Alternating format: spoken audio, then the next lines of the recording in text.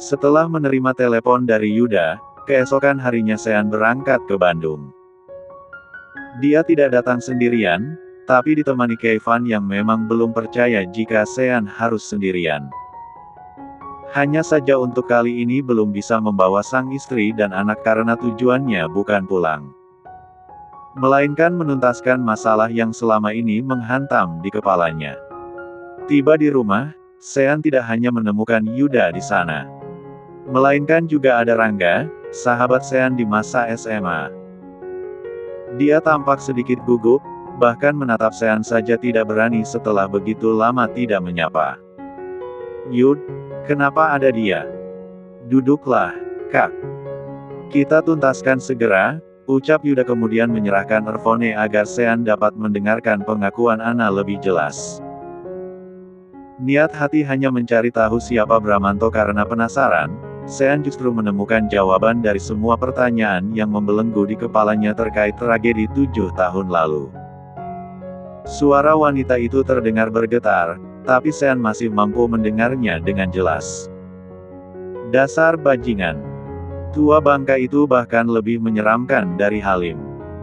Pengakuan Ana yang Yuda dapatkan sejenak menggetarkan hati Sean. Ada rasa bersalah kenapa sewaktu Ana menawarkan kebebasan Sean tidak berpikir panjang. Jika hanya soal perlindungan, tentu Sean akan berikan. Namun, kala itu Ana meminta Sean bertanggung jawab dan jelas saja Sean enggan. Jadi wanita itu mengetahui apa yang terjadi seluruhnya. Seluruhnya, jawab Yuda menghela napas perlahan. Andai saja sejak awal Ana jujur dan mengatakan semuanya, mungkin nasib Sean dan teman-temannya tidak akan seburuk itu. Semua terbuka dalam satu waktu, sejak awal Sean sudah curiga jika yang membayar bosnya bukanlah dalang yang sesungguhnya. Kini, semua benar-benar terbukti bahwa Bramanto yang merupakan otak dari pembunuhan Arya Mahesa yang tidak lain adalah kakak kandungnya sendiri. Menurut penuturan Ana dari yang dia ketahui selama tinggal di sana, masalahnya bukan karena warisan ataupun harta karena sejak dahulu Bramanto sudah kaya raya. Namun, yang menjadi motif utama pembantaian itu adalah asmara terlarang antara Bramanto bersama ibu kandung Ana di masa lalu. Hal itu juga yang menyebabkan istri Bramanto sangat membencinya. Meski tidak terbukti jika Ana adalah anak dari Bramanto.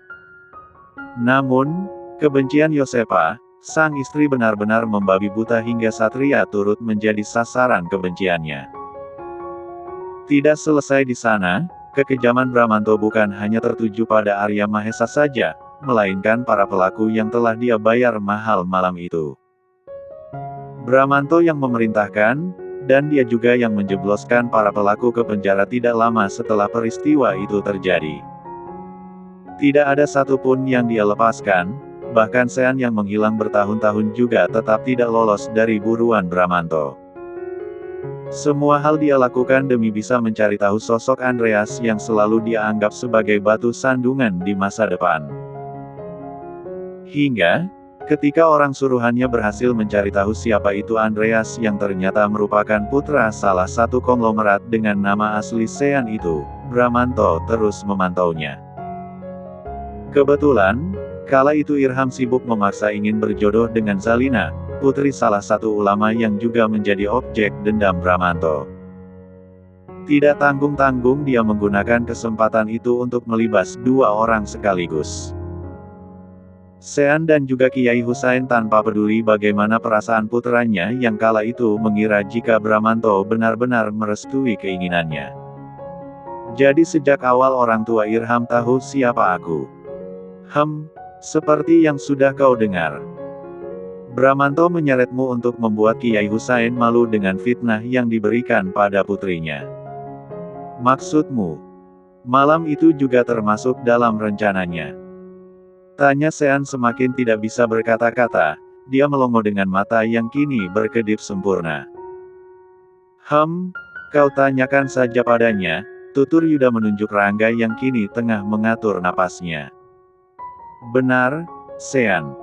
Reuni itu tidak pernah ada, aku sengaja mengaturnya atas perintah Pak Bram. Aku tidak tahu jika tujuannya untuk menjebakmu.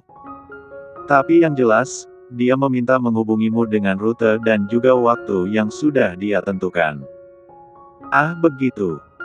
Tanya Sean justru seakan tidak keberatan sama sekali, bahkan tidak ada kemarahan di mata Sean kala menatap Rangga.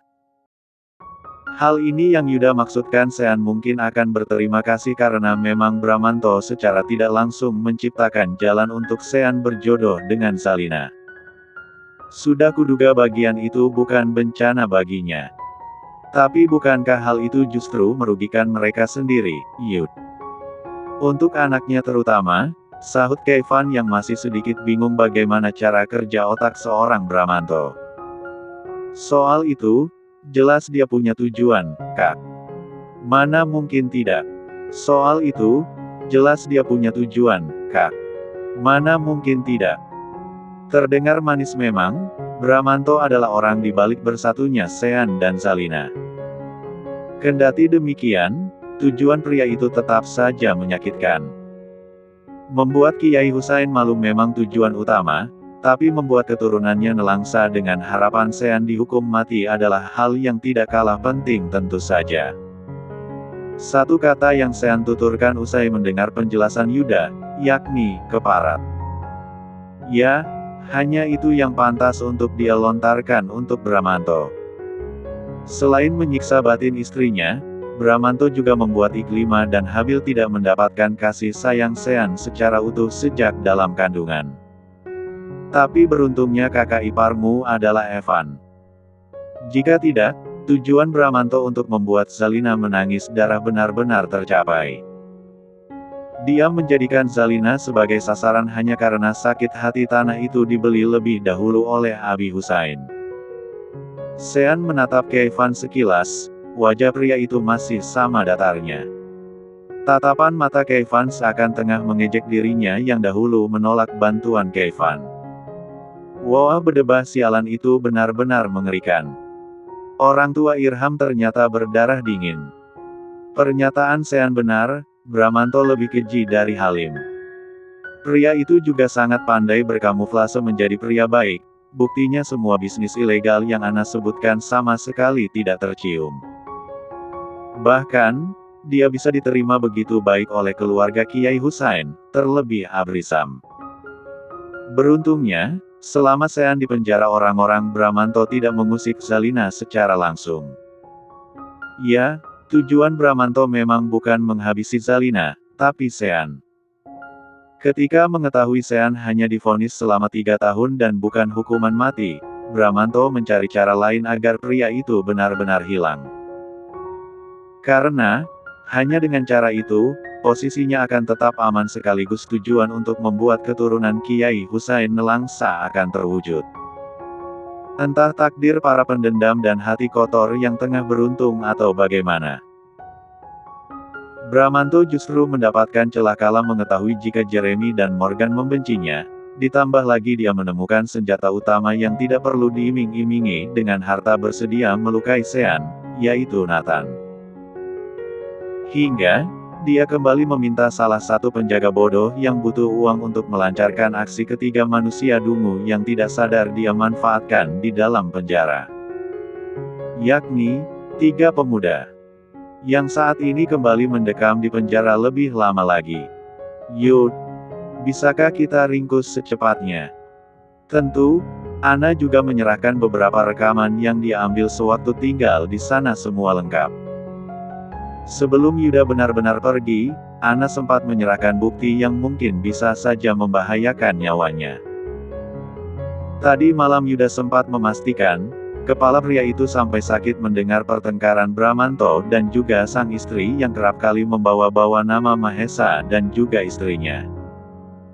Tidak hanya selesai di sana, beberapa percakapan yang berisi rencana busuk Bramanto terekam dengan jelas. Polosnya Ana yang menyamar sebagai anak baik-baik hingga begitu disayangi Bramanto membuatnya mampu bergerak dengan mudah. Bagus, semua ini sangat cukup untuk membuatnya mendekam di penjara. Dengan cara ini Bang Hito dan yang lain akan mendapat keadilan. Sean tidak pernah melupakan niatnya sejak awal. Namun, Belum selesai dia bicara, Keifan yang sejak tadi diam tiba-tiba bersuara dan menolak rencana Sean. Tidak semudah itu, Sean. Kau tahu sendiri. Bramanto mampu mencuci tangannya dalam kasus 7 tahun lalu. Jika kau memilih menyerahkan semua itu pada pihak berwajib secara cuma-cuma, bisa jadi semua bukti yang kau dapatkan justru hilang begitu saja. Tidak hanya itu. Tujuanmu untuk mencari keadilan teman-temanmu tidak akan mungkin tercapai, yang ada justru muncul bencana baru. Ana dalam bahaya, begitupun dengan keluargamu bahkan kita semua. Benar juga, terlebih lagi kekuasaan Bramanto baru terlihat beberapa persen. Besar kemungkinan jika para petinggi dan pihak terkait justru mampu dia kendalikan. Bramanto menggunakan kekuasaan, maka mereka juga harus melakukan hal yang sama untuk meringkusnya. Agaknya, untuk kali ini Sean tidak bisa berjalan di titian yang lurus-lurus saja. Karena, jika hanya mengandalkan kebenaran dan bukti yang ada, Bramanto tidak mungkin bisa dilumpuhkan. Terlebih lagi, di mata orang-orang yang buta akan kebenaran hanya karena uang. Gunakan kekuasaanmu dan nama besar Papa kali ini. Tidak perlu kujelaskan, kau pasti mengerti, Sean. Sean mengangguk, dia mengerti maksud Keifan. Untuk kali ini baik Keifan maupun Sean sama-sama menggunakan nalar dan rasa kemanusiaan. Sebenarnya bisa saja menghabisi nyawa Bramanto secara langsung, atau menghukum dengan cara yang lebih keji dari sekadar hukum negara. Namun, yang mereka pikirkan saat ini adalah teman-temannya, terutama Hito. Untuk itu, Sean mengambil keputusan yang sekiranya paling baik dan tidak membahayakan dirinya. Terlebih lagi, Sean telah menanamkan dalam dirinya bahwa sebagai seorang hamba dia tidak berhak mencabut nyawa ciptaan Sang Kuasa. Tama kau tua bangka. Sebagaimana ucapan Keifan, kali ini Sean benar-benar menggunakan nama besar keluarganya. Sungguh, dia benar-benar terpaksa. Jika tidak begitu mungkin semua tidak akan berjalan dengan mulus. Sesuai dugaan awal, permainan kotor tidak akan pernah bisa lepas dari makhluk yang bernama manusia. Sama-sama berkuasa dan juga berpengaruh. Namun, untuk kali ini tidak ada celah untuk Bramanto bisa menggunakan uang dan kekuasaan untuk menyelamatkan diri. Karena, ketika Sean juga menggunakan kekuasaan papanya untuk membuat para aparat terkait tidak bisa menolak fakta. Untuk kali ini bisa dipastikan dia pemenangnya. Tanpa mengabaikan Ana dan juga keluarga kecilnya, Sean bergerak cepat setelah menemukan kartu as Bramanto. Dengan didampingi Sean, mereka bertindak pasti walau berhati-hati. Tidak lupa, Keifan yang memantau ketiga adik-adiknya bersama Mikhail yang tampak santai saja meski tahu masalah besar bisa saja menghantam keluarga kecil Sean. Sejak Sean pulang dari Bandung untuk menemui Yuda, satu keluarga dibuat bingung karena benar-benar dilarang keluar rumah. Terlebih lagi, Zalina beserta anak-anaknya. Hal ini mereka lakukan demi menghindari serangan dadakan yang mungkin saja Bramanto rencanakan tanpa Sean duga-duga. Tidak hanya Sean yang ikut berperan dalam hal ini, Yuda juga turut andil. Dia yang terbiasa menyerang musuh dengan cara menyebar aib, tanpa pikir panjang menyebarluaskan kebusukan Bramanto yang sejak dahulu begitu terjaga. 1 minggu terakhir, Yuda terus mengulik semua rahasia Bramanto hingga akarnya melalui Ana. Bahkan, sampai pada hal yang tidak pantas dihidangkan ke media juga Ana utarakan. Bramanto yang pernah berbuat asusila dengan memaksa pembantu rumah tangganya hingga hamil dan dipaksa aborsi adalah hal yang paling menarik bagi Yuda. Berita tentang aib Bramanto kini menjadi berita hangat bahkan merambah ke televisi nasional. Citranya yang merupakan calon pejabat ibu kota hancur sudah. Semua keburukan itu tidak datang satu persatu, tapi membabi buta hingga membuat Yosepa jatuh sakit. Sama seperti Sean yang dahulu diringkus secara tiba-tiba usai Bramanto mengungkap identitas aslinya ke polisi, Sean juga melakukan hal yang sama pagi ini. Bedanya, sebelum diringkus Bramanto dibuat malu lebih dulu dengan keseluruhan aibnya. Jumat pagi kediaman Bramanto menjadi sasaran para aparat dengan senjata lengkap yang akan meringkus penjahat kelas kakap. Sama sekali tidak Bramanto duga hari sial semacam ini akan tiba dalam hidupnya. Setelah kemarin dibuat gila dengan isu tak sedap tentang dirinya hingga sang istri harus dirawat, kini polisi justru mendatangi rumahnya. Meski sudah dalam keadaan terdesak, seorang Bramanto tidak semudah itu menyerah. Menyadari jika dirinya akan tertangkap, pria itu melarikan diri dengan mengendarai mobil tua miliknya. Hingga kejar-kejaran itu tidak dapat terelakkan. Bramanto berusaha sekeras itu untuk bisa bebas dari incaran polisi. Dalam keadaan panik, Bramanto berusaha menghubungi bawahannya. Selain hendak meminta bantuan, dia juga hendak marah lantaran masalah terkait aibnya belum juga hilang di media. Dasar orang-orang bodoh. Kalian tidak sayang nyawa atau bagaimana? Dia mengumpat, dunia seakan benar-benar menjauh darinya. Bahkan asisten pribadinya mendadak tidak dapat dihubungi setelah kemarin Yosefa menolak kehadirannya di rumah sakit. Sirine dari mobil di belakangnya terdengar kian jelas, abis sudah riwayat Bramanto. Dia menoleh ke sisi kiri dan kanan, saat ini pria itu bahkan diapit dua mobil polisi yang tidak memungkinkan dia untuk bisa menghilang dengan mudah. Seolah sengaja membiarkan Bramanto lelah lebih dulu, polisi memberikan ruang untuknya berbangga diri bisa lari sebelum kemudian menarik pelatuk dan menciptakan suara dentuman yang berasal dari mobilnya.